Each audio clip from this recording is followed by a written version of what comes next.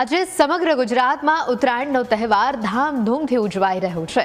ઉત્તરાયણના દિવસે સૂર્ય ધન રાશિમાંથી મકર રાશિમાં પ્રવેશ કરે છે અને જેના કારણે સૂર્ય ઉત્તરાયણ થાય છે અને શિયાળો પૂરો થઈને લાંબા દિવસોના ઉનાળાની શરૂઆત થાય છે। ઉત્તરાયણ પર લોકો તલ અને ગોળનું દાન કરે છે, જ્યારે ઊંધિયું, ખીચડી, જલેબી જેવા પરંપરાગત વ્યંજનોનો આનંદ પણ માણે છે। ગુજરાતમાં ઉત્તરાયણનું સૌથી વિશેષ આકર્ષણ છે પતંગ ઉડાડવાની પરંપરા। લોકો છત પર ચડીને કાયપોછીના નારા લગાવીને પતંગ ચગાવવાની મજા માણે છે। એવું માનવામાં આવે છે કે ભગવાન રામે આ પરંપરા શરૂ કરી હતી અને વૈજ્ઞાનિક રીતે આ દિવસે ઉત્તર દિશામાં પવન વાય છે અને જે પતંગ ઉડાડવા માટે અનુકૂળ છે।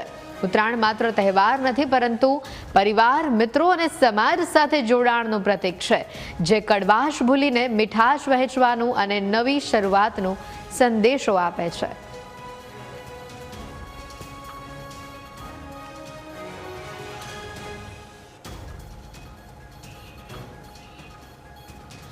તો આ તસવીરો જે સામે આવી રહી છે, ઉત્તરાયણના પર્વને લઈને લોકો ધામધૂમથી ઉત્તરાયણ પર્વ મનાવી રહ્યા છે। ઉત્તરાયણની ધૂમ આજે જોવા મળશે। તમામ ધાબાઓ પરથી કાયપોછીના નારા સંભળાશે।